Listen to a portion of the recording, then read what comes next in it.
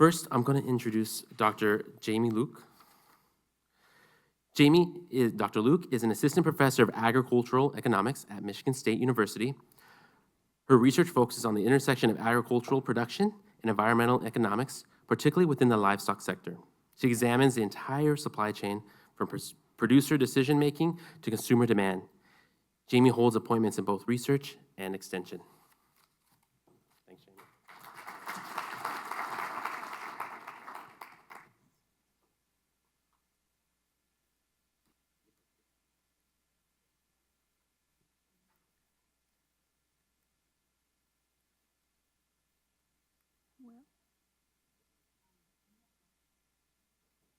Oh, we're good. All right. Well, good morning, everyone. As Joe said, my name is Jaime Luke, and today I'm going to be talking about some work that I have ongoing with Dr. Glenn Tonser at Kansas State. So we all know why we're here, right? So here we have cattle in a feedlot, methane going up into the atmosphere in the form of enteric methane emissions.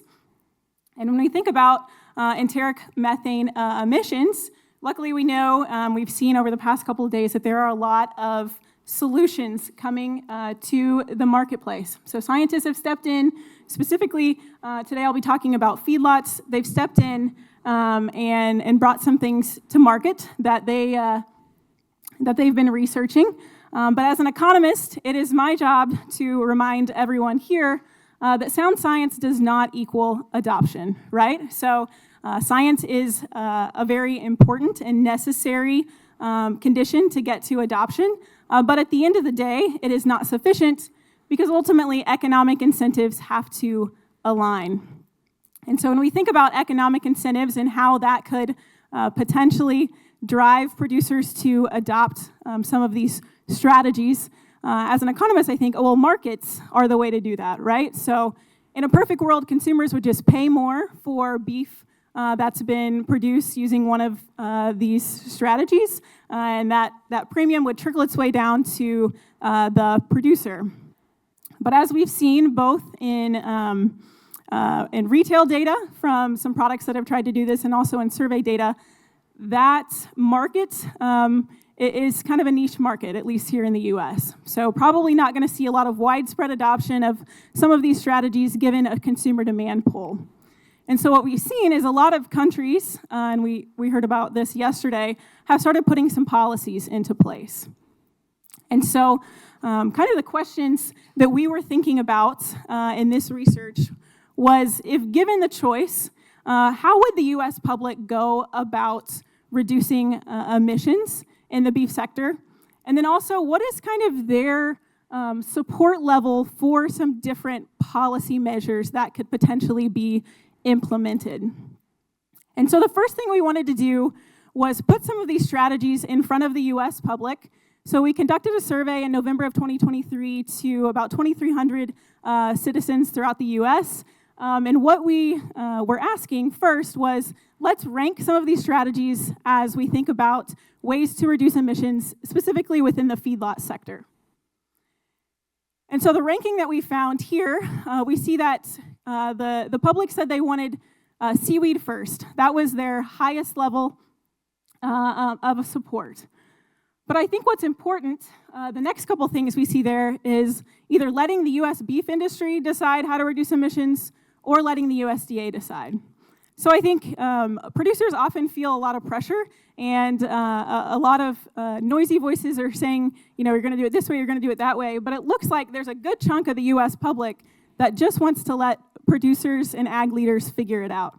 And maybe that chunk of the public isn't the most vocal, but it does appear that they're out there. More time in the feedlot is kind of just a neutral strategy that we threw in there. But what we see here is kind of the more scientific ones are ranked further down the list, so that being genetic selection and 3-NOP. And if you're thinking that's kind of a wild card there at the end, it is. So that is kind of just experimental design, so we needed something that we knew was going to be distasteful to the US public, so we threw it in there to have that base so we could build from it. So if you think I'm crazy, it's experimental design, trust me. But that's high level. That's kind of, if the US public had their choice, this is how they do it. But then we wanted to go a little bit further and see how do they feel about a carrot versus stick. So we first asked, would you vote in favor of mandating the US public to do some of these different strategies? And yesterday we talked a little bit about how messaging is important. And I kind of had that premonition before we started this. And so we chunked up one group of the survey and we said, we're going to give you more information about 3NOP because this is a new product. So we talked about, what the product is, where it's approved, and kind of the emissions reduction that could come from it. And so that's the information treatment group for 3NOP. And you'll see that the information group for 3NOP had a lot higher of a level of support as compared to the group that did not get that extra information. In fact, it made it a number 2 strategy behind seaweed. And so that's the initial question we asked in those green bars, right? We said, would you mandate it? Just that simple. We then went on to say, okay, mandates increase costs, right? And those costs have to be paid by someone. So would you still mandate this to be used in practice if it increased the price of beef in the grocery store or at the restaurant? And that's those tan bars. And you'll see that for each strategy, support dropped right after they said they wanted to do it, then the support dropped to less than the majority of the US public saying that they would mandate any of these strategies if it was going to increase their beef prices. So when we think about some of these potential policies that could come to the marketplace, we have to recognize that there is an economic disconnect, right? So the public might say they want one thing, but when it increases their grocery bills, they may not actually want that thing. So that's the mandate. But then we also thought about what about carrots? What if we subsidize producers to do some of these things? And so this next slide, the lighter green bars there, those are the subsidy levels of support that we found. So again, we see that the highest level of support comes for seaweed and then followed by that 3NOP information treatment group. And I went ahead and kept those tan bars for the mandate question from the last slide. And as you can see, for just about every strategy, the subsidy level of support is higher than the level of support for the mandate. And so even though the US public, most of these people are probably taxpayers, and eventually this is going to be coming out of their pockets, it probably hurts a little less if it's in the form of a subsidy as compared to increased grocery bills. And since we were talking here about subsidies, we went ahead and did another experiment after this with the same group of people, looking specifically at what level of subsidy support they would support. And so here we have the average estimated subsidies for these different strategies, and you'll see that this is highest for seaweed. So we said, if a producer were to do this for the entirety of the time that a cow was in the feedlot, so about 6 months, what would that level of support look like? We estimated it about $64.22 from our sample, followed by that 3NOP with the information treatment at just under $58. So the question becomes, are these subsidy levels large enough to incentivize producer adoption?